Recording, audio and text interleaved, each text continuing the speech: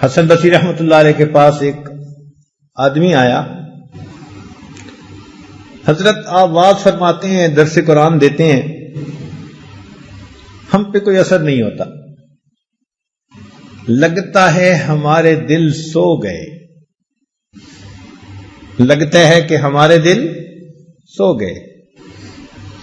حسن بصری رحمۃ اللہ نے فرمایا کہ یہ نہ کہو ہمارے دل سو گئے، بلکہ یہ کہو کہ ہمارے دل مو گئے، مر گئے. وہ بڑا حیران ہوا، کہنے لگا حضرت دل مر کیسے گئے؟ فرمایا اے دوست، اگر کوئی شخص سویا ہوا ہو، اسے جھنجھوڑا جائے، وہ جاگ اٹھتا ہے. جو جھنجھوڑنے سے نہ جاگے سویا ہوا نہیں، مویا ہوا ہوتا ہے. کسی بندے کے سامنے اللہ کا قرآن پڑھ کے سنایا جائے اور اس بندے کا دل اثر قبول نہ کرے، یہ اس دل کے موت کی پکی علامت ہوتی ہے. یہ سویا ہوا نہیں، یہ مویا ہوا دل ہے. اسی کو کہنے والے نے کہا، دل مردہ دل نہیں ہے، اسے زندہ کر دوبارہ، کہ یہی ہے امتوں کے مرض کہن کا چارہ. ایک وقت تھا دلوں میں، سینوں میں دل زندہ ہوتے تھے. تیری نگاہ سے دل سینوں میں کانپتے تھے، تیری نگاہ سے دل سینوں میں کانپتے تھے، کھویا گیا ہے تیرا جذبے کلندرانہ.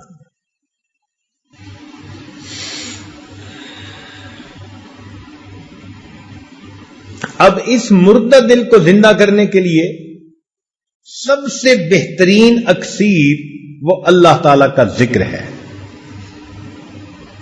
یہ سمجھ لیں کہ اس کے لیے ویکسین ہے.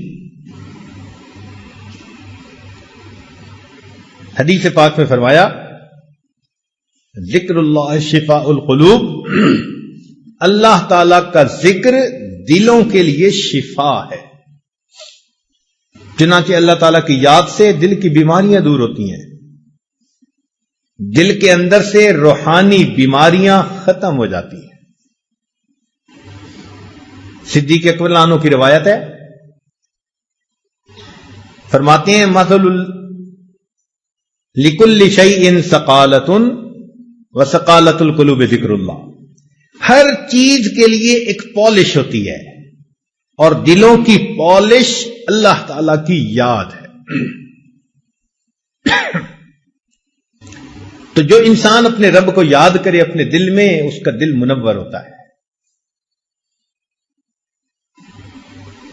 ابن تیمیہ رحمۃ اللہ علیہ لکھتے ہیں، الذکر للقلب کالماء للسمک. دل کے لیے ذکر ایسا ہے جیسا کہ مچھلی کے لیے پانی ہوا کرتا ہے.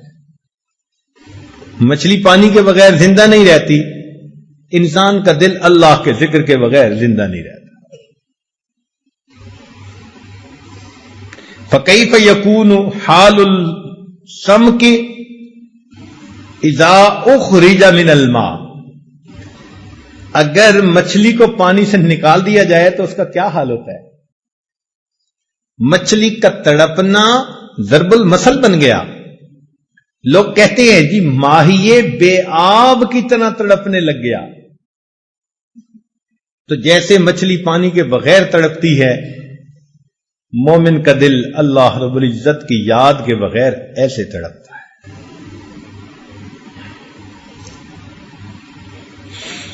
چنانچہ ابن قیم رحمۃ اللہ علیہ نے الوابل الصیب میں ذکر کے 90 فائدے گنوائے ہیں. فرماتے ہیں کہ ذکر قوت القلوب ہے، دل کی غذا ہے.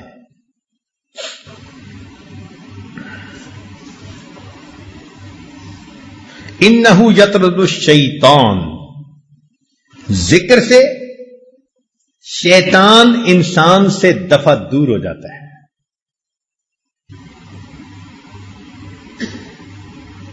آپ دیکھیں دنیا کا یہ دستور ہے کہ جب کوئی فوجی کسی دشمن پہ قابو پاتا ہے تو سب سے پہلے اسے کہتے ہیں ہینڈز اپ. کیوں کہتا ہے؟ تاکہ اگر اس کے ہاتھ میں کوئی نقصان دہ چیز ہے تو وہ اس کے ہاتھ سے نکل جائے، ختم ہو جائے، خالی ہاتھ اوپر آ جائے. اس کو نقصان دہ چیز سے خالی کر دیتا ہے. بالکل اسی طرح شیطان جب انسان پر قابو پاتا ہے تو اس کے دل کو اللہ کی یاد سے غافل کر دیتا ہے. سنیے قرآن عظیم الشان، اللہ تعالیٰ فرماتے استحوذ علیہم الشیطان فانساہم ذکر اللہ. شیطان ان پر غالب آ گیا، شیطان نے ان کو اللہ کی یاد سے غافل کر دیا. اس لیے کہ یہ ہمارے پاس ایک مہلک ہتھیار ہے شیطان کے مقابلے میں، وہ ہمیں ہتھیار سے فارغ کر دیتا ہے. اور اگر انسان ذکر کرے تو اللہ تعالیٰ ارشاد فرماتے ہیں ان الذین اتقوا، بے شک جو میرے متقی لوگ ہیں، اذا مسہم طائف من الشیطان تذکروا، جب شیطان کی ایک جماعت ان پر حملہ آور ہوتی ہے وہ ذکر کرتے ہیں فاذا ھم مبصرون، اللہ ان کو بصیرت عطا فرما دیتے ہیں، شیطان سے بچ جاتے ہیں. تو ہماری پروٹیکشن شیطان سے اللہ رب العزت کے ذکر کے ذریعے سے. وَيَرْضَ الرحمن، اور ذکر سے رحمان خوش ہوتے ہیں. یزیل الحم والغم من القلب، ذکر کے کرنے سے انسان کے دل سے غم، پریشانی سب کچھ ختم ہو جاتا ہے. اسی کو کسی نے یوں کہا، نہ دنیا سے، نہ دولت سے، نہ گھر آباد کرنے سے تسلی دل کو ہوتی ہے خدا کو یاد کرنے سے.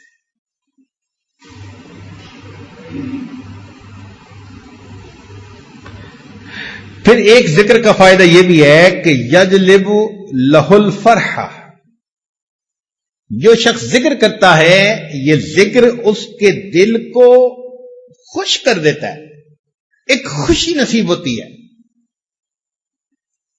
ذکر سے عجیب مستی ہوتی ہے.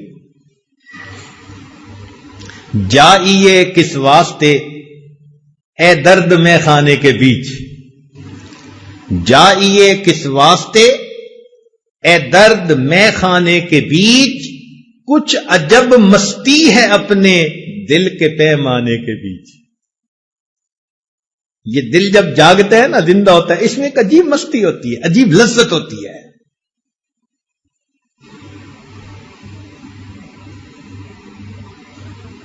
اسی کو حضرت باہو رحمت اللہ نے فرمایا، الف اللہ چمبے دی بوٹی مرشد من میرے وچ لائی ہو، نفی اسبات دا پانی ملیا ہر رگے ہر جائی ہو، اندر بوٹی مشک مچایا جان پھلن پر آئی ہو، جیوے مرشد میرا باہو جیں اے بوٹی لائی ہو. تو جن کے سینے میں یہ ذکر ہوتا ہے پھر قدر و قیمت کا انہی کو پتہ چلتا ہے. ایک فائدہ ذکر کا یہ ہے ینور القلب والوجہ، انسان کا دل بھی منور ہوتا ہے، انسان کا چہرہ بھی منور ہوتا ہے. یہ عجیب بات ہے.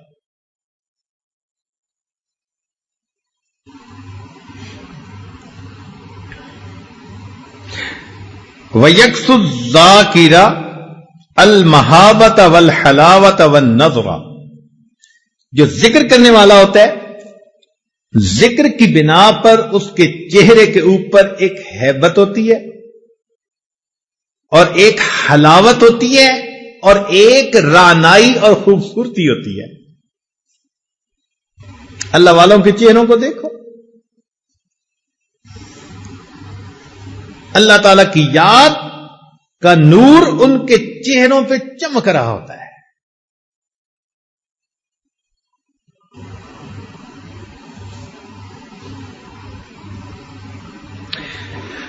چنانچہ ہم اگر اللہ رب العزت کا ذکر کریں گے تو اس کے جواب میں اللہ رب العزت ہمیں یاد کریں گے. اب ذرا اس کی حقیقت سمجھ لیں. ہم تو ذکر کریں گے اللہ کا نام لے کر، اللہ اللہ کے ذریعے سے، مگر اس کے جواب میں اللہ تعالیٰ کیا کہیں گے؟ بندے بندے. نہیں، اس کا یہ مطلب نہیں ہے. دیکھیں، اگر آپ کو کسی افسر سے کوئی کام ہو، اس نے انٹرویو لینے، بچے کی اپوائنٹمنٹ کرنی ہے، تو آپ اس سے بات کرتے ہیں اور کہتے ہیں کہ جی اس دن ذرا میرے بچے کو یاد رکھیے گا. اب یاد رکھنے کا یہاں مفہوم اور ہے. کیا مطلب ہے؟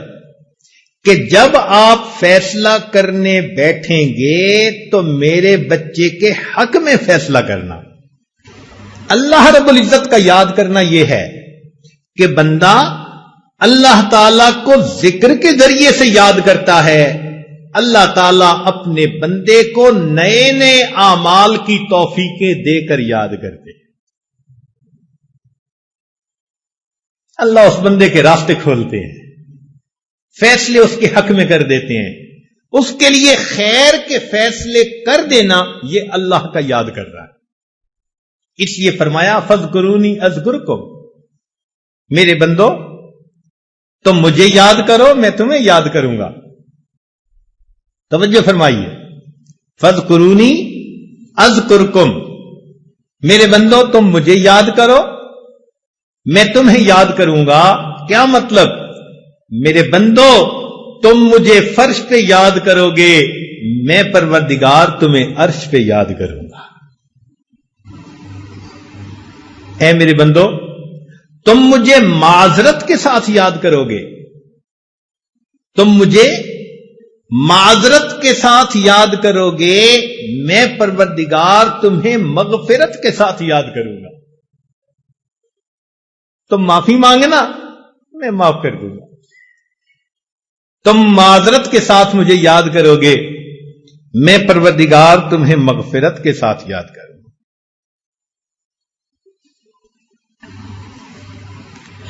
فذکرونی اذکرکم، میرے بندو تم میرا احترام کرو گے، میں پروردگار مخلوق کے دلوں میں تمہاری عزتیں بٹھا دوں گا. کہتے ہیں بشر حافظ رحمت اللہ علیہ شراب پیتے تھے، غفلت کی زندگی تھی. ایک دن جا رہے تھے، انہوں نے ایک کاغذ کے اوپر اللہ رب العزت کا نام لکھا دیکھا کہ کاغذ زمین پہ گرا ہوا تھا. ان کے دل میں خیال آیا یہ اللہ کا نام ہے. انہوں نے وہ کاغذ اٹھا کر اونچی جگہ پر رکھ دیا. اتنا سا عمل کیا. اللہ رب العزت نے وقت کے ایک ولی کے دل میں الہام فرمایا کہ جا کر بشر حافظ سے کہہ دو کہ تم نے میرے نام کی عزت کی، اس کے جواب میں میں تمہارے نام کو پوری دنیا میں عزت عطا فرما دوں. تم نے تو پاؤں سے اٹھا کے سر تک میرے نام کو پہنچایا، میں تمہارے نام کو فرش سے اٹھا کے عرش تک پہنچا دوں. فذکرونی اذکرکم، تم میرا ذکر کرو میں تمہارا ذکر کروں گا. کیا مطلب؟ کہ میرے بندو تم معصیت سے بچ کر مجھے یاد کرو گے، میں مصیبت کے وقت میں بندو مدد کے ذریعے تمہیں یاد کروں.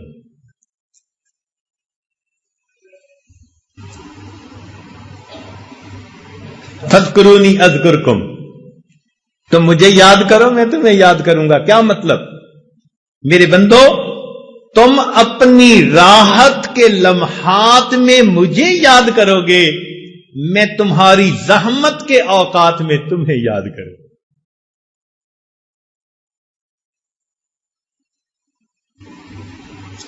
فذکرونی اذکرکم، میرے بندو تم دنیا میں نرم بستروں پر لیٹ کر مجھے یاد کرو گے اور میں پروردگار قبر میں تمہارے لیٹتے وقت تمہیں یاد کروں گا.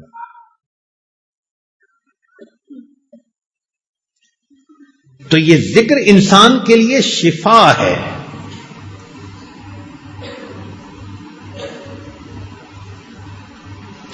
چنانچہ حسن بصری رحمت اللہ علیہ کے پاس ایک آدمی آیا. قال رجل للحسن یا ابا سعید اشکو الیک قسوۃ قلبی. اے ابو سعید، میں آپ کے سامنے اپنے دل کی سختی کا شکوہ کرتا ہوں، میرا دل بہت سخت ہے. قال اذبہ بالذکر، فرمایا کہ تم ذکر کے ذریعے سے اپنے دل کو موم بنا لو. تو دل ذکر کے ذریعے سے موم ہوتا ہے، اس کے اندر رقت آ جاتی ہے، اس کے اندر خوف خدا آ جاتا ہے، اس کے اندر اللہ کی محبت آ جاتی ہے. یہ دل ذکر کے بغیر سل ہوتا ہے، اور جب ذکر کثرت سے کرے پھر سینے میں دل ہوتا ہے. اب فیصلہ ہم کریں کہ ہمارے سینے میں دل ہے یا ہمارے سینے میں سل ہے.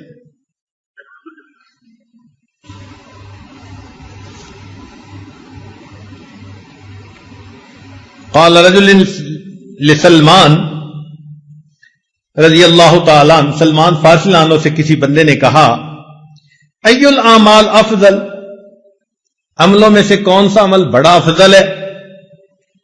فقال اما تقرأ القرآن، فرمایا تو نے قرآن نہیں پڑھا؟ قرآن مجید میں کہا وَلَذِكْرُ اللَّهِ اکبر، اور اللہ کا ذکر سب سے بڑا عمل ہے.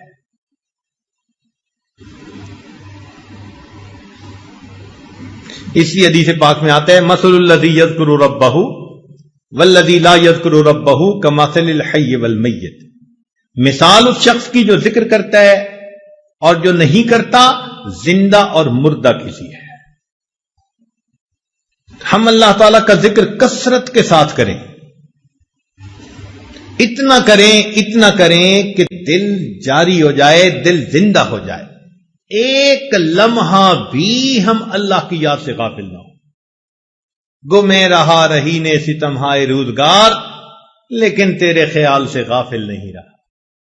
دنیا کے کاموں میں ہم لگے ہوئے ہوں، کھیتی باڑی میں، تجارت میں، زراعت میں، مگر ہمارے دل اللہ کی یاد میں لگے ہوئے. ایسا دل بن جائے، ایک لمحہ بھی ہم اللہ کو نہ بھولیں. یہی تو ہمارے بزرگوں نے فرمایا کہ جو دم غافل سو دم کافر. جو سانس اللہ رب العزت سے غفلت میں گزر گیا، یوں سمجھ لو کہ وہ سانس کفر کی حالت میں گزر گیا. ایک لمحہ بھی اللہ سے غافل. ایسی کیفیت ہو ہماری، لیٹے بیٹھے چلتے پھرتے ہر وقت اللہ کی یاد دل میں. یاد میں تیری سب کو بھلا دوں، کوئی نہ مجھ کو یاد رہے. تجھ پر سب گھر بار لٹا دوں، خانہ دل آباد رہے. سب خوشیوں کو آگ لگا دوں، غم سے تیرے دل شاد رہے. سب کو نظر سے اپنی گرا دوں، تجھ سے فقط فریاد رہے. اب تو رہے بس تادم آخر، ورد زباں اے میرے الہ، لا الہ الا اللہ، لا الہ الا اللہ. ایسا ذکر جب زندگی میں کثرت سے ذکر کریں گے، پھر آخری لمحے میں کلمہ ہماری زبان پر آسانی سے جاری ہو جائے. تو ذکر کی کثرت یہ دل کی سختی کا علاج ہے. دل کی موت اگر ہو چکی تو اس کے لیے یہ حیات کی مانند ہے. اس لیے قرآن مجید میں ذکر کثیر کا حکم، یا ایھا الذین آمنوا اذکروا اللہ ذکرا کثیرا والذاکرین اللہ کثیرا والذاکرات. تو دیکھو ہر جگہ ذکر کثیر کا حکم ہے. کثرت سے ذکر کریں، کثرت سے ذکر کریں.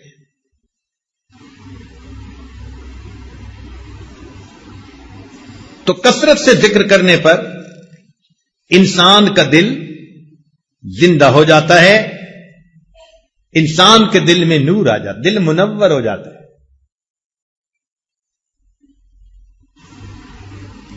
حضرت خواجہ مجذوب رحمت اللہ علیہ کلیکٹر تھے اپنے زمانے میں، ایک بڑی پوسٹ تھی،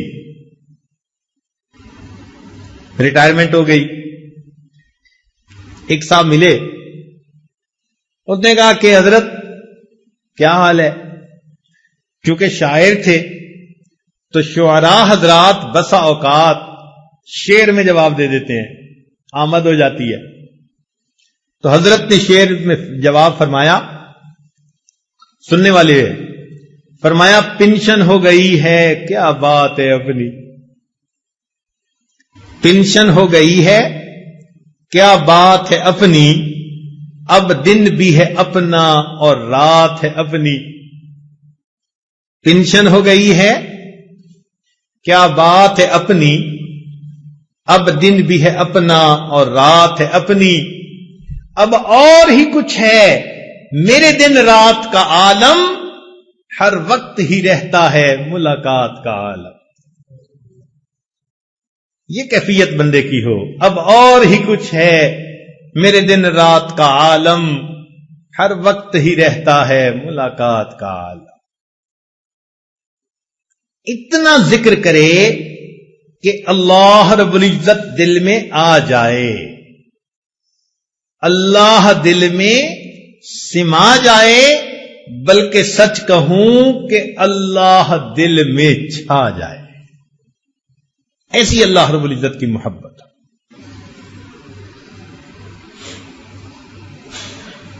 ایک بزرگ تھے، ان سے کسی نے پوچھا کہ حضرت کیا حال ہے؟ انہوں نے آگے سے شعر پڑھا، فرماتے ہیں میری زیست کا حال کیا پوچھتے ہو، میری زیست کا حال کیا پوچھتے ہو، بڑھاپا نہ بچپن نہ میری جوانی، جو چند ساعتیں یاد دل بر میں گزری، وہی ساعتیں ہیں میری زندگانی. جو چند لمحے اللہ کی یاد میں گزر گئے وہ میری زندگی ہے، اور باقی سارا کچھ شرمندگی ہے. تو دل کو زندہ کرنے کے اسباب میں سے پہلا سبب ذکر کی کثرت. ہمارے مشائخ یہی سبق دیتے ہیں. سب سے پہلے فرماتے ہیں کہ 2 حصوں میں کرو. ایک تو چلتے پھرتے لیٹے بیٹھے اللہ کی طرف دھیان رکھو، اس کو وقوف قلبی کہہ دیتے ہیں. اور ایک فرماتے ہیں کہ صبح اور شام 15 منٹ آدھا گھنٹہ ساری دنیا سے ہٹ کٹ جاؤ اور اللہ تعالی کی یاد میں ڈوب جاؤ. ساری دنیا سے ہٹ کٹ جاؤ اور اللہ تعالی کی یاد میں ڈوب جاؤ. جب انسان یوں مراقبہ کرتا ہے نا صبح شام، تو دل کی کیفیات دوبارہ تازہ ہو جاتی ہیں. آج کل کے دور میں اس کو سمجھنا بہت آسان ہے. دیکھیں آج کل تو چھوٹے بڑے بہت لوگوں کے پاس سیل فون ہوتا ہے، موبائل فون. اس کی بیٹری ہوتی ہے. اب اگر سارا دن اس پر باتیں کرتے رہیں تو اس کی بیٹری ڈسچارج ہو جاتی ہے. اس کو پھر چارجر سے لگانا ضروری ہوتا ہے.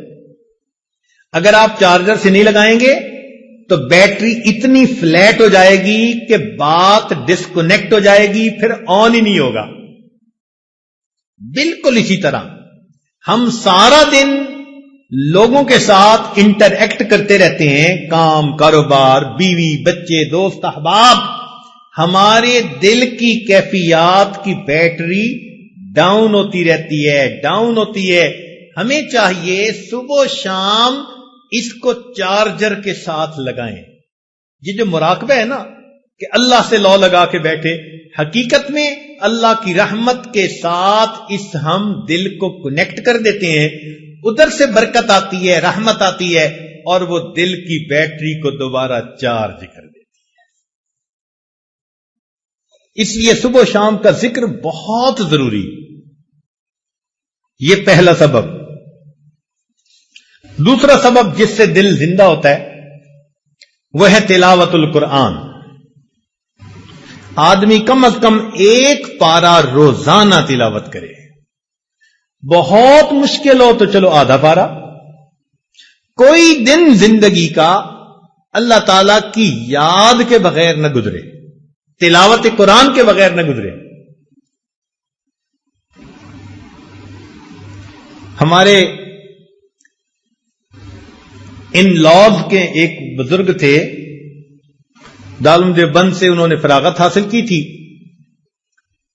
میری ایک مرتبہ ان کی ملاقات سوات میں ہوئی تو وہ کہنے لگے کہ میں امام العلماء والصلحاء حضرت خواجہ عبد المالک صدیقی رحمت اللہ علیہ سے بیعت ہوا، اور اس وقت انہوں نے فرمایا کہ 1 پارہ روزانہ تلاوت کرنا. فرمانے لگے کہ آج اس بات کو کہے 43 ایئرز گزر چکے ہیں، ان 43 سال میں ایک دن بھی میرے قرآن کی تلاوت میں لاغا نہیں ہوا. جب ایسے لوگ اللہ کے سامنے نام اعمال لے کر جائیں گے ہمیں کتنی شرمندگی ہوگی کہ ہمارے کتنے دن تلاوت کے بغیر جا چکے ہیں. اب دیکھو 43 سال، سردی بھی، گرمی بھی، صحت بھی، بیماری بھی، دیس بھی، پردیس بھی، خوشی بھی، غمی بھی، 100 عوارض ہوتی ہیں، مگر وہ کہتے ہیں میں نے 1 پارے کی تلاوت پکی کر.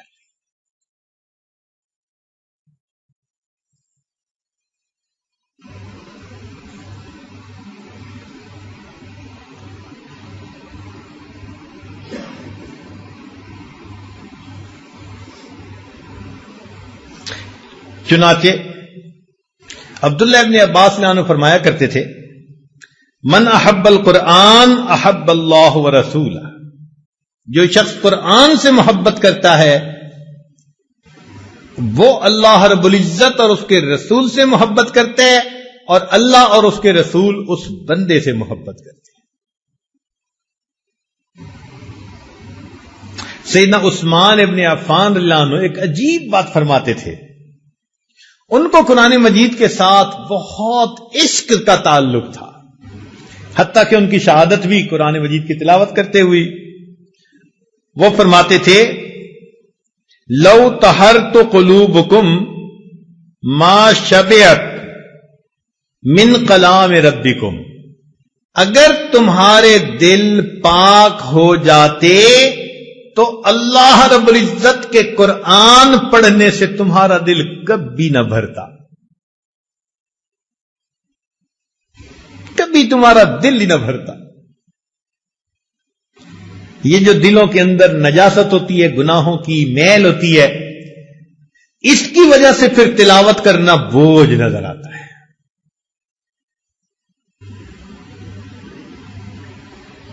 لاہور میں ایک مسجد میں درس قرآن دینے کا موقع ملا تو جو وہاں کے امام خطیب تھے وہ کہنے لگے حضرت میرے ہاں ناشتے پہ چلیں. ہم ان کے ہاں چلے گئے. وہ بتانے لگے کہ حضرت میرے والد عاشق قرآن تھے. میں نے انہیں کہا کہ بھئی ہمیں ناشتے میں اتنا لطف نہیں آئے گا، آپ اپنے والد کی باتیں سنائیں، ہمیں اس میں مزہ زیادہ آئے گا. انہوں نے عجیب بات ایک سنائی. کہنے لگے کہ میرے والد صاحب کو کسی نے یہ کہہ دیا کہ اگر آپ ایک قرآن پاک روز تلاوت کریں اور 2 سال آپ کا یہ معمول رہے تو قرآن مجید کا فیض آپ کی آنے والی نسل میں جاری ہو جائے گا. کہنے لگے والد صاحب نے عمل کرنا شروع کر دیا, روزانہ ایک قرآن مجید پڑھتے ہیں,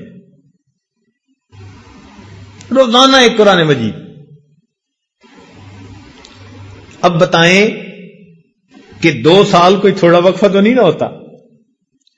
انہوں نے مستقل 2 سال ایک قرآن مجید روز پڑھا. کہنے لگے اس کا نتیجہ یہ ملا کہ میرے والد صاحب کی جتنے بیٹے جتنی بیٹیاں, ان کے آگے جتنے بیٹے جتنی بیٹیاں, کسی کی عمر اگر 7 سال سے زیادہ ہے تو وہ قرآن مجید کا حافظ ہے. میرے والد کی نسل سے کوئی بیٹا بیٹی ایسی نہیں, نرینا یا مادینہ کوئی اولاد ایسی نہیں کہ جو دنیا میں زندہ ہو 7 سال سے اوپر ہو قرآن کے حافظ نہ ہو.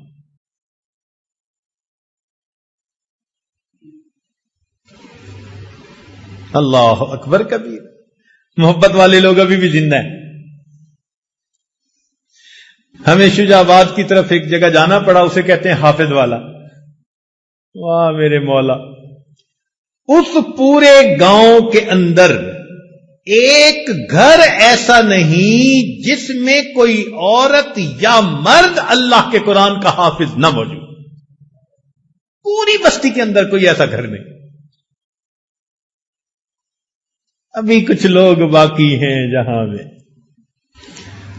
تو بھائی وہ تو پورے پورے قرآن کی تلاوت کرتے تھے. ہمارے لیے ایک پارہ تلاوت کون سا مشکل کام ہے.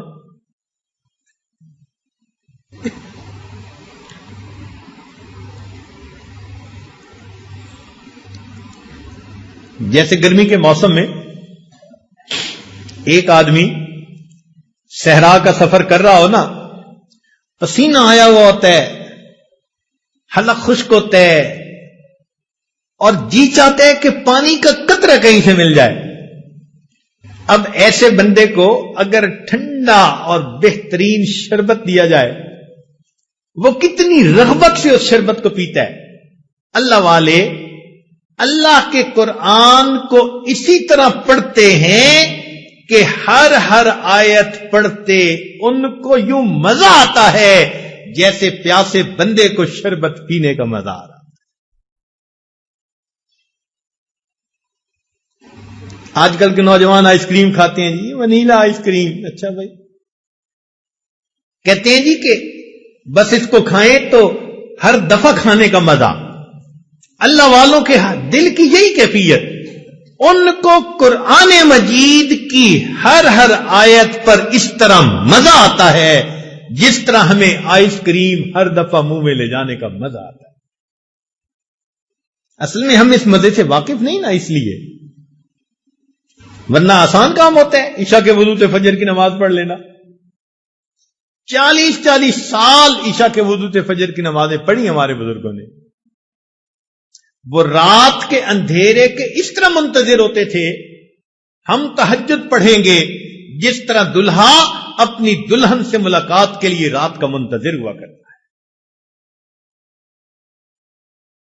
اس لیے کہتے تھے کہ لوگوں کا دن سورج کے طلوع ہونے سے شروع ہوتا ہے اور ہمارا دن سورج کے غروب ہونے سے شروع ہوتا ہے. امام راضی رحمت اللہ علیہ فرماتے تھے, اللہ دن اچھا نہیں لگتا مگر تیری یاد کے ساتھ, رات اچھی نہیں لگتی مگر تجھ سے راز و نیاز کے ساتھ. مجھ کو نہ اپنا ہوش نہ دنیا کا ہوش ہے, بیٹھا ہوں مست ہو کے تمہارے جمال میں, تاروں سے پوچھ لو میری روداد زندگی, راتوں کو جاگتا ہوں تمہارے خیال میں. اللہ کی یاد میں راتوں کو جاگتے ہیں. تیسرا سبب جس سے انسان کا دل زندہ ہوتا ہے, الاستغفار. استغفار پڑھنا. ہمارے مشائخ فرماتے ہیں 100 دفعہ صبح 100 دفعہ شام یہ کم از کم ہے, ورنہ 200 مرتبہ صبح 200 مرتبہ شام پڑھے. استغفار پڑھنے سے انسان کے دل کی میل دور ہو جاتی ہے.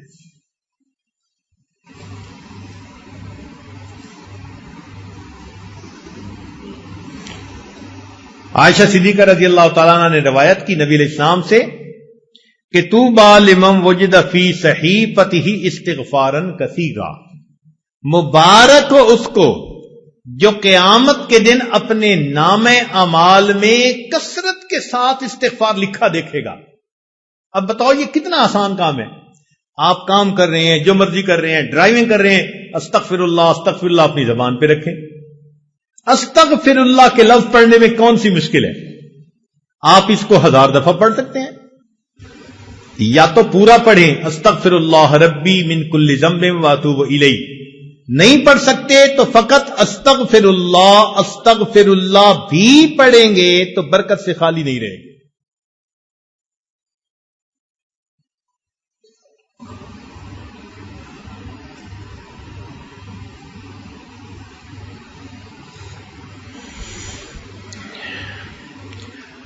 چوتھا سبب جس سے دل زندہ ہوتا ہے، الصلاۃ علی النبی، نبی علیہ الصلوۃ والسلام پر درود شریف کا پڑھنا۔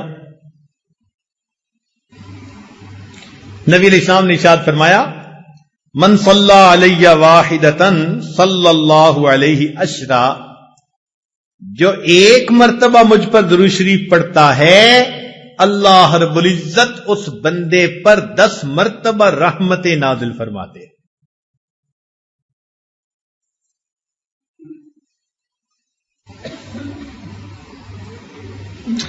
چنانچہ ہمارے مشائخ نے لکھا ہے وَكَذَلِكَ جَعَلَ جَزَاءَ ذِكْرِ نَبِيِّهِ ذِكْرَ مَنْ ذَكَرَهُ، کہ اللہ تعالیٰ کو اپنے محبوب سے ایسی محبت ہے کہ جو اللہ تعالیٰ کے محبوب کو یاد کرتا ہے درود شریف پڑھنے کے ذریعے سے اللہ اس بندے کو 10 مرتبہ یاد کرتے۔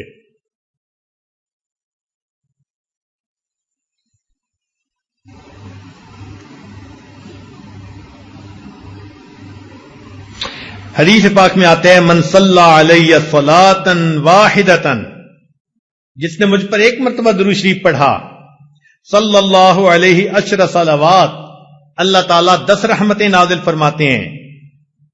بحطت عنہ 10 خطیئات، اس کی 10 خطائیں اللہ معاف فرما دیتے ہیں۔ ورفعت لہ 10 درجات، اور جنت میں اس کے 10 درجے بلند فرما دیتے ہیں۔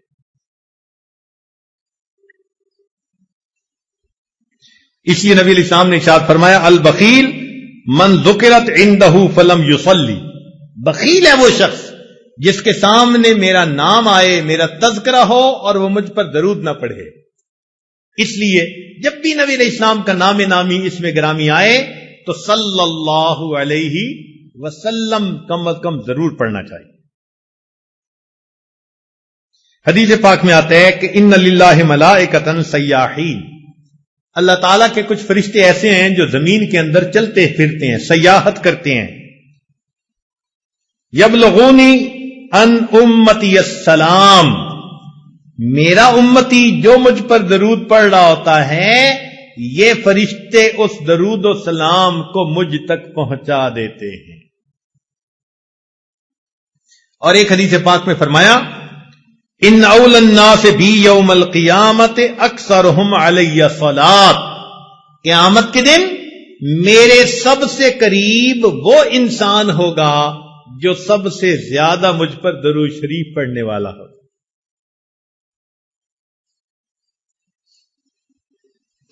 تو معلوم ہوا کہ ہمیں یہ سب اسباب عمل میں لانے ہیں، اللہ کا ذکر کثرت سے کرنا ہے، اور 2 تلاوت قرآن کرنی ہے، استغفار کرنا ہے اور درود شریف پڑھنا ہے۔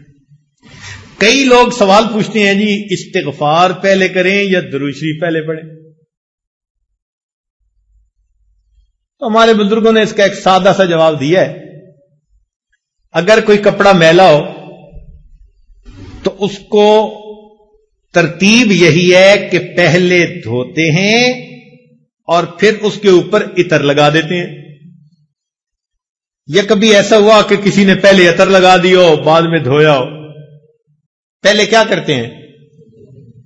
دھو لیتے ہیں، بعد میں کیا کرتے ہیں؟ تو استغفار سے ان میلے دلوں کو دھو لیجئے، پھر درود شریف کے ذریعے سے عطر اور خوشبو اس پر چھڑک لیجئے۔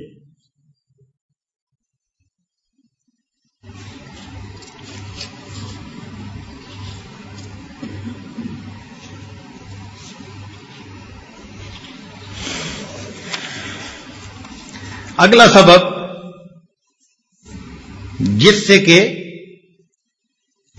انسان کا دل زندہ ہوتا ہے، صحبت شیخ۔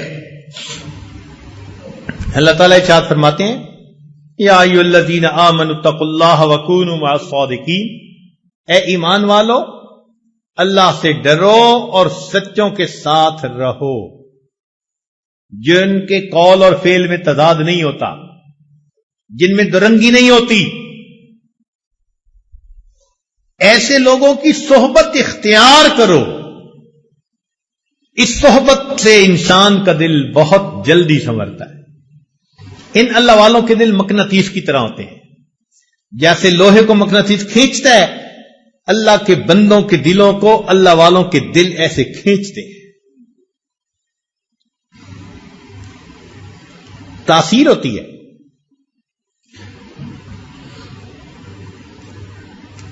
ہم لوگ جب الیکٹریکل انجینئرنگ پڑھتے تھے تو ہمیں ٹرانسفارمر کے بارے میں پڑھاتے ہوئے انہوں نے کہا کہ دیکھو، ایک ادھر کی وائنڈنگ ہوتی ہے پرائمری، ایک ادھر کی وائنڈنگ ہوتی ہے سیکنڈری، ان میں فزیکلی کنٹیکٹ کوئی نہیں ہوتا، مگر ادھر سے وولٹیج ادھر انڈیوس ہو جاتا ہے۔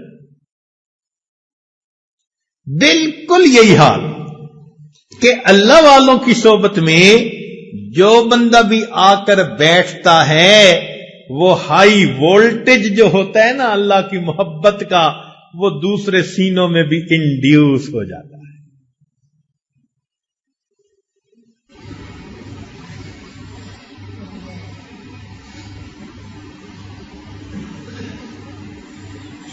الصحبت مؤثرۃ، صحبت کی تاثیر ہوتی ہے۔ صحبت صالح ترا صالح کند، صحبت طالع ترا طالع کند۔ نیکوں کی صحبت انسان کو نیک بنا دیتی ہے اور بدکار بندے کی صحبت انسان کو بد بنا دیتی ہے۔ علماء نے لکھا ہے کہ جو لوگ جانور پالتے ہیں نا، ان جانوروں کا بھی انسان پر اثر ہو جاتا ہے۔ مثال کے طور پہ جو لوگ گھوڑے پالتے ہیں نا، ان میں بہادری آ جاتی ہے۔ جو لوگ اونٹ پالتے ہیں ان میں ضد ہٹ دھرمی آ جاتی ہے، اور جو لوگ بکریاں پالتے ہیں ان میں عاجزی آ جاتی ہے۔ اب ذرا غور کریں کہ جانور کے ساتھ وقت گزارنے سے اگر جانور کے اس کے اوپر اثرات آ جاتے ہیں، تو ہم اگر اللہ والوں کے ساتھ وقت گزاریں گے تو کیا ہمارے اوپر ان کے اچھے اثرات نہیں آئیں گے؟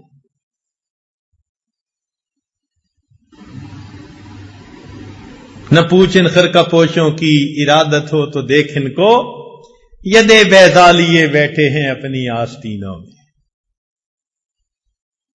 اللہ والوں کی صحبت سے انسان کا دل زندہ ہوتا ہے، مردہ دل زندہ ہو جاتا ہے۔ ایک لمحے کی صحبت۔ ہمارے ایک عالم تھے، وہ کہنے لگے کہ بیت کا تعلق تھا میرا شجاع آباد میں ایک بزرگ گزرے ہیں عبداللہ بہلوی رحمت اللہ علیہ۔ یہ نقشبندیہ سلسلہ کے بزرگ تھے، بڑے عالم تھے، ان کا درس تفسیر بڑا مشہور تھا۔ رمضان المبارک میں درس تفسیر دیتے تھے، اور ملک سے مدارس میں جو علماء ہوتے تھے نا تفسیر کا مضمون پڑھانے والے، وہ ان کے پاس جا کر تفسیر کا دورہ کیا کرتے تھے، تفسیر کا دورہ کرتے تھے۔ علماء کو بہت فیض ملا ان سے، تو ان عالم کی بیعت ان سے تھی۔ کہتے ہیں ایک دن اب میرے دل میں خیال آیا میں جاؤں اپنے حضرت کو ملوں۔ ان کے پاس گیا، ان کو ملا. پھر میں نے تھوڑی دیر بعد اجازت مانگی واپسی کی، کیونکہ پیچھے مدرسہ تھا اور مجھے سبق پڑھانے تھے. جو تعلیم و تعلم سے تعلق رکھتے ہیں نا علماء، ان کو بہت وقت کا پابند ہونا پڑتا ہے کہ طلباء ہوتے ہیں ان کا ورنہ وقت ضائع ہوتا ہے. کہنے لگے جب میں نے حضرت سے اجازت مانگی تو حضرت نے فرمایا کہ مولانا کچھ وقت ہمارے پاس بھی رہو. میرے دل میں خیال آیا ساری زندگی میں نے پڑھنا پڑھانا ہے. میں نے فون کر دیا اور محتمم کو بتا دیا کہ جی میں 3 دن شیخ کی خدمت میں رہنا چاہتا ہوں، میرا سبق میرے فلاں دوست کو کہہ دیں وہ پڑھا دیں گے، تو طلباء کا نقصان نہیں ہوگا. میں 3 دن رہا. کہتے ہیں کہ 3 دن شیخ کی صحبت میں رہنے کا نتیجہ یہ نکلا کہ جب لوٹ کر میں واپس گھر آیا تو آنے والے 3 سال میں ایک مرتبہ بھی میری تہجد قضا نہ ہوئی. 3 راتوں کا بدلہ یہ ملا کہ 3 سال میں ایک مرتبہ بھی میری تہجد قضا نہیں.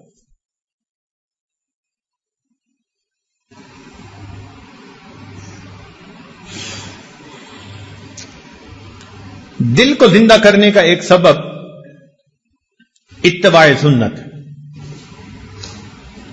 ہر کام نبی علیہ الصلوۃ والسلام کی سنت کے مطابق کریں. ہر کام، کھانا پینا، چلنا پھرنا، اٹھنا بیٹھنا، رفتار گفتار کردار، ہر چیز نبی علیہ السلام کی سنت کے مطابق. ہمارے سلسلہ عالیہ نقشبندیہ میں اس کا بہت اہتمام بتایا جاتا ہے. چھوٹے سے چھوٹا عمل، بڑے سے بڑا عمل، کوئی عمل بھی سنت کے خلاف نہیں ہونا چاہیے. ہر وقت نظر اس چیز کو تلاش کرتی رہے کہ میں نے اس عمل میں کیسے کرنا ہے. اور اس کا بہترین طریقہ یہ بھی ہے کہ مسنون دعائیں یاد کر لیجئے. کتابیں مل جاتی ہیں چھوٹی سی، نبی علیہ الصلوۃ والسلام کی مسنون دعائیں، پیارے نبی علیہ السلام کی پیاری دعائیں، ان کو یاد کر لیں اور جس موقع پر پڑھنے کی دعا ہو اس پر پڑھتے رہیں.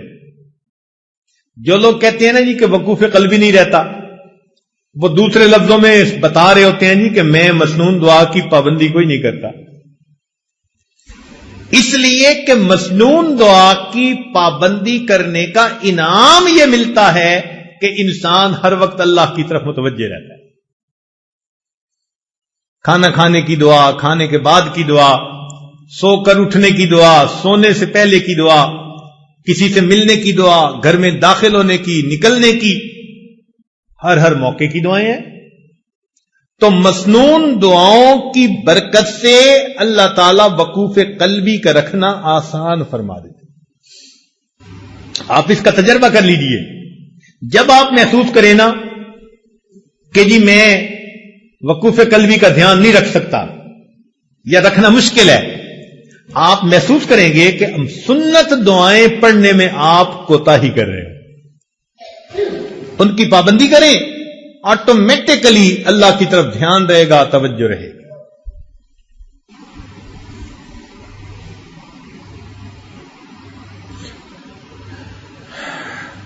دل کو زندہ کرنے کا ایک اور عمل قیام اللیل، تہجد کی نماز. چنانچہ جو لوگ چاہتے ہیں کہ اللہ رب العزت سے تعلق ہو، ان کی محبت دل میں ہو، ہم اللہ تعالیٰ کے مقبول بندوں میں شامل ہو جائیں، ان کو چاہیے کہ رات کے آخری پہر میں چند رکعت نفل اللہ کے حضور ضرور پڑھا کریں. اللہ تعالیٰ فرماتے ہیں والذین یبیتون لربہم سجدا وقیاما. حدیث پاک میں آتا ہے افضل الصلاۃ بعد المکتوبۃ قیام اللیل، کہ 5 فرض نمازوں کے بعد سب سے افضل نماز تہجد کی نماز ہے. قیل للحسن، حسن رحمت اللہ علیہ سے یہ کہا گیا ما بال المتحجدین احسن الناس وجہا، کیا وجہ ہے کہ تہجد پڑھنے والوں کے چہرے بڑے منور ہوتے ہیں، ان کے چہروں پہ بڑا نور ہوتا ہے. قال، انہوں نے جواب دیا، لأنہم خلو بالرحمن فألبسہم نور من نورہ، اس لیے کہ وہ اللہ کے ساتھ تنہائی میں عبادت میں وقت گزارتے ہیں، اللہ اپنے نور کو ان کے چہروں پر پالش کر دیتے ہیں.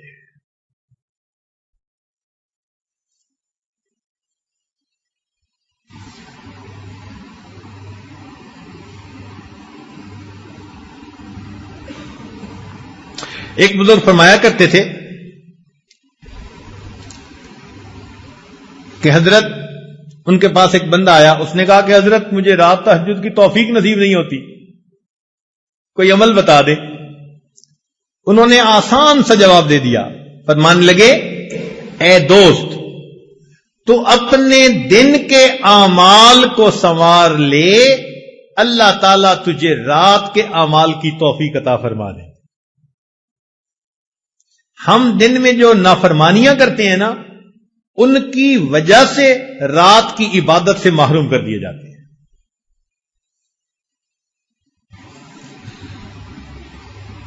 فقال لا تعصه بالنهار، تو دن میں اللہ کی نافرمانی نہ کر. وَهُوَ يُقِيمَكَ بَيْنَ يَدَيْهِ بِاللَّيْلِ، تو دن میں اس کی نافرمانی نہ کر، وہ تجھے رات میں قیام کی توفیق عطا فرما دے. یروان سفیان ثوری رحمت اللہ سے یہ بات منقول ہے، فرماتے تھے کہ حرمت قیام اللیل 5 اشہر بذنب اصبتہ، ایک مرتبہ ایک گناہ مجھ سے سرزد ہو گیا جس کی وجہ سے 5 مہینے تہجد کی نماز سے میں محروم ہو گیا. اور پتہ ہے وہ گناہ کون سا تھا؟ فرماتے ہیں گناہ یہ تھا کہ ایک نوجوان دعا مانگتے ہوئے رو رہا تھا، اور میں نے اس کی طرف دیکھ کر گمان کیا کہ یہ ریاکاری کر رہا ہے.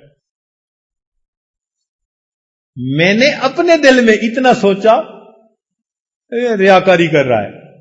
اس بدگمانی کے گناہ کی وجہ سے اللہ نے 5 مہینے تہجد سے مجھے محروم کر دیا. اور ہم کتنی بدگمانیاں کرتے ہیں لوگوں کے بارے میں بھائی، ہر کسی سے بدگمان الا ماشاء اللہ. پھر کہتے ہیں جی تہجد نہیں ملتی. اور پھر بعض دوست تو ایسے ہیں جو بڑے مطمئن ہوتے ہیں، اور جی ہم سارا دن مدرسے میں قرآن پڑھاتے ہیں، حدیث پڑھاتے ہیں، رات تہجد نہ پڑھی تو کیا ہوا، ثواب تو مل ہی جاتا ہے. تو بھئی صحابہ کرام سارا دن سبزیاں بیچتے تھے، جو وہ رات کو تہجد کا اتنا اہتمام کرتے تھے، وہ کیا کرتے تھے؟ وہ بھی تو سارا دن دین کے کام میں لگے رہتے تھے نا. فرسان بالنہار ہوتے تھے، اور پھر اللہ ان کو رہبان باللیل بنا دیا کرتے. رات گھوڑے کی پیٹھ پہ ہوتے تھے صبح میں، اور رات مسلح کی پیٹھ پر ہوا کرتے تھے. تو یہ تو نفس ہمیں مطمئن کر دیتا ہے نا کہ کوئی بات نہیں اگر تہجد کی توفیق نہیں ملتی. اچھا ایک بات ذرا توجہ سے سنیں کہ ایک تو ہے ہمارا سوچنا ہم تہجد پہ نہیں اٹھتے، اور ایک سوچ کا انداز اور بھی ہے. وہ کیا؟ حدیث پاک میں آتا ہے اللہ تعالی رات کو فرشتوں کی 3 جماعتیں بنا دیتے ہیں. فرشتوں کی کتنی جماعتیں؟ 3 جماعتیں بنا دیتے ہیں. ایک جماعت کو کہتے ہیں کہ دیکھو فلاں فلاں میرے مقبول بندے ہیں،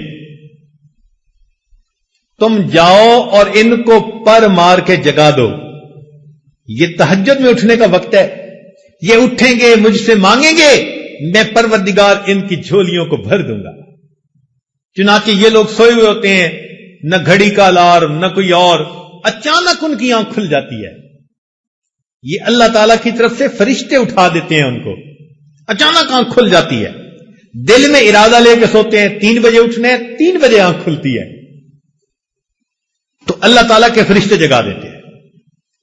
اور پھر دوسرے گروپ کو اللہ فرماتے ہیں کہ جاؤ فلاں فلاں فلاں میرے ناپسندیدہ بندے ہیں, میں انہیں پسند نہیں کرتا, تم جاؤ اور ان کو تھپکی دے کے سلا دو. یہ میرے نیک مقبول بندوں کے اٹھنے کا وقت ہے اور میں نہیں چاہتا کہ اس موقع پر یہ مجھے اپنی شکل دکھائیں. رات کے 1 بجے تک جاگتے رہیں گے, 2 بجے تک جاگتے رہیں گے, جب تہجد کا وقت شروع ہو جائے گا نیند آ جائے گی. آپ شادی بیاہ پہ دیکھیں, لوگ پروگرام بناتے ہیں آج شادی کی رات ہے جی, ساری رات جاگیں گے. ساری رات نہیں جاگتے. جب تہجد کا وقت شروع ہوتا ہے سارا مجمع سو جاتا ہے, گھر کی عورتیں سو جاتی ہیں, مرد سو جاتی ہیں, مہمان بچے سب سوئے پڑے ہوتے ہیں. وہ سوئے نہیں ہوتے, ان کو سلا دیا جاتا ہے. تو یوں بھی تو ہم سوچ سکتے ہیں نا کہ ہم تہجد نہیں پڑھتے. نہیں نہیں نہیں, شاید ہم سے کوئی ایسا گناہ ہوتا ہے, اللہ تعالی اس برکت والے وقت میں ہماری شکل دیکھنا پسند ہی نہیں کرتے.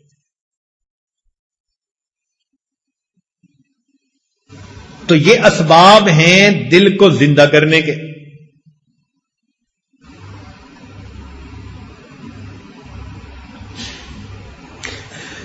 ایک آخری سبب الدعا. یہ جتنے اعمال ہیں یہ بندہ کر لے, اس سے بھی ابھی کام نہیں ہوتا. ایک قدم اور آگے,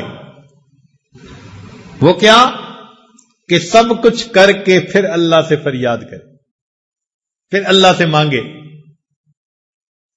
اللہ اکبر کبیرہ.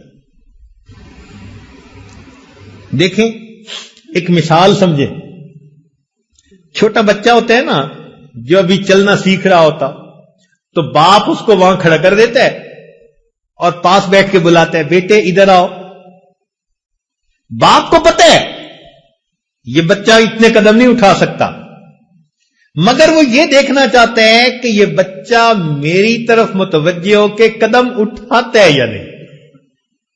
بیٹے ادھر آؤ, بیٹے ادھر آؤ. جب باپ بلاتا ہے تو وہ بچہ قدم اٹھانے کی کوشش کرتا ہے اور قدم اٹھاتے ہوئے ڈولتا ہے, اور جب گرنے لگتا ہے نا تو باپ اس کو گرنے نہیں دیتا, بچے کو ہاتھوں میں لے کر اپنے سینے سے لگا لیتا ہے. بالکل ہماری مثال یہی ہے. اللہ تعالیٰ فرماتے ہیں میرے بندے مجھ تک آؤ. اس پروردگار کو پتہ ہے یہ بندے ہیں, یہ کمزور ہیں, ان کے پیچھے نفس لگایا ہے, شیطان لگایا ہے, ان کی ہمت نہیں ہے یہ پہنچ سکیں. مگر وہ تو یہ دیکھنا چاہتے ہیں نا کہ میری طرف توجہ کر کے قدم اٹھاتا کون ہے. جو ہمت کر لیتا ہے, قدم اٹھاتا ہے, کہیں ڈولنے بھی لگتا ہے, اللہ تعالیٰ ڈولنے نہیں دیتے, اس بندے کو اپنی رحمت کی چادر میں چھپا لیتے. سنیے قرآن عظیم الشان. اللہ تعالیٰ فرماتے ہیں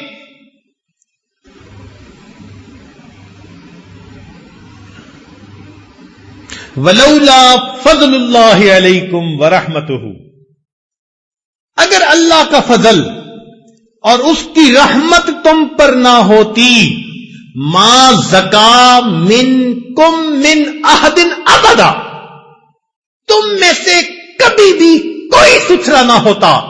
ولیکن اللہ یزکی من یشاء, اللہ جس کو چاہتے ہیں ستھرا کر دیتے. تو ستھرا ہونا تمہارے بس میں نہیں ہے. ولولا فضل اللہ علیکم, تو معلوم ہوا کہ یہ سب کچھ کر کے بھی رات کو اللہ کے سامنے دامن پھیلانا پڑے گا.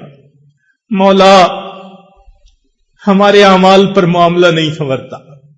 آپ نے قرآن مجید میں فرما دیا ولولا فضل اللہ علیکم ورحمتہ, اگر اللہ کا فضل نہ ہوتا, اس کی رحمت نہ ہوتی, ما زکا منکم من احد ابدا, تم میں سے کوئی کبھی بھی ستھرا نہ ہو سکتا. ولیکن اللہ یزکی من یشاء، اللہ جس کو چاہتے ہیں اس کو ستھرا کر دیتے ہیں۔ اے مولا، میں اس وقت دامن پھیلائے بیٹھا ہوں، آپ سے آپ ہی کو چاہتا ہوں، اللہ رحمت کی نظر کر دیجئے، تیری ایک نگاہ کی بات ہے، میری زندگی کا سوال ہے کہ اللہ رحمت کی ایک نظر ڈال دیجئے، میری بگڑی بنا دیجئے، میری کشتی پار لگا دیجئے، میں نے جھولی پھیلا دی ہے۔ اللہ، دنیا کے فقیروں کو دیکھا، بڑے دروازے کے سامنے جاتے ہیں، اونچی صدا لگاتے ہیں، مولا یہ تو کائنات کا سب سے بڑا دروازہ، میں اس دروازے کے سامنے ہوں۔ اے اللہ، دنیا کا فقیر کسی دروازے سے خالی چلا جائے، توقع ہوتی ہے دوسرے دروازے سے مل جائے گا، مگر جو تیرے دروازے سے خالی اٹھا، مولا اس کے لیے کوئی دوسرا دروازہ نہیں۔ آپ ہی مہربانی فرما دیجئے، اور اللہ آپ ہی میری بگڑی بنا دیجئے۔ اللہ سے عاجزی کے ساتھ رو رو کے دعائیں مانگیے، پھر دیکھیے اللہ کی رحمت کیسے برستی ہے۔ اے اللہ، میں آپ کے در پر آیا ہوں، یہاں سے لوٹ کے کہیں نہیں جا سکتا، میرے لیے کوئی دوسرا دروازہ نہیں۔ تنگ دستی کے جو عالم میں گھبراتا ہوں، اے اللہ بہت پریشان کر دیا حالات نے، در در کے دھکے کھا لیے، اب تیرے دروازے پہ آ پہنچا۔ تنگ دستی کے جو عالم میں گھبراتا ہوں، پردرے غیر پہ جاتے ہوئے کتراتا ہوں۔ اللہ، میں غیر کے دروازے پہ نہیں جاتا۔ دنیا کہتی ہے عامل کے پاس چلے جاؤ، فلاں جگہ چلے جاؤ، لا کہیں نہیں جاؤں گا، مسجد میں ہوں، تیرے دروازے پہ ہوں، اب میں کسی اور طرف نہیں جاتا۔ تنگ دستی کے جو عالم میں گھبراتا ہوں، پردرے غیر پہ جاتے ہوئے کتراتا ہوں۔ ہاتھ پھیلانے میں محتاج کو غیرت کیسی، شرم آتی ہے کہ بندہ تیرا کہلاتا ہوں۔ اے اللہ، محتاج تو ہاتھ پھیلا دیتا ہے، مگر مجھے شرم آتی ہے، بندہ تیرا ہوں، ہاتھ غیر کے سامنے پھیلاؤں۔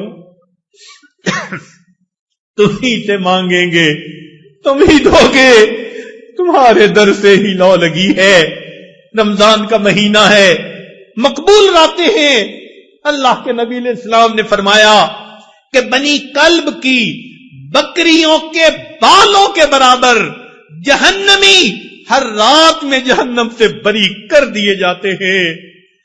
آج اس اجتماع کی آخری رات ہے، ہم اللہ تعالی سے دعا مانگیں، مولا جب اتنے اربوں انسان ایک رات میں بخشے جاتے ہیں، ہم پر بھی رحمت کی نظر ہو جائے، اور آج اللہ رب العزت آپ ہمیں بھی بخش دیجئے۔ ہم سے تو دھوپ کی گرمی برداشت نہیں ہوتی، تیرے جہنم کی گرمی کہاں برداشت ہوگی؟ میرے مولا، آپ نے ہمیں ناز و نعمت سے پالا ہے، آپ ہمیں آخرت کی نعمتوں سے محروم نہ کر دیجئے گا۔ رب کریم رحمت کا معاملہ فرمائیے۔ یہ دل آج مردہ ہیں، ہم ان کو زندہ کرنا چاہتے ہیں، تیری نگاہ ناز پڑے گی، دل زندہ ہو جائیں گے۔ آج کی اس بابرکت رات میں اللہ ہمارے دلوں کو زندہ فرما دیجئے، ہماری یہ دعائیں قبول کر لیجئے۔ مولا، ہمیں مانگنا بھی نہیں آتا، ہمیں بن مانگے عطا فرما دیجئے، بن مانگے عطا فرما دیجئے، ہماری پریشانیاں دور کر دیجئے۔ میرے مولا، رحمت کے ساتھ ہمیں اس جگہ سے زندہ دلوں کو لے کر واپس جانے کی توفیق عطا فرما دیجئے۔ جو بھی پریشانیاں ہیں اپنی رحمت سے ان کو دور فرما دیجئے، اور آنے والے وقت کو اللہ گزرے ہوئے وقت سے بہتر فرما دیجئے۔ رب کریم، ہم آپ کی خدمت میں یہ عرض کرتے ہیں، فریاد کرتے ہیں کہ اس مجلس میں ہمارے دلوں کو زندہ فرما دیجئے۔ ہم نے دنیا میں دیکھا، گھر آئے مہمان کی دنیا دار بھی لحاظ کر لیتے ہیں۔ اللہ یہ تیرے گھر میں آئے ہوئے مہمان ہیں، دور سے چل کے آئے ہیں، وقت کو فارغ کر کے آئے ہیں، تجھے بنانے کے لیے آئے ہیں۔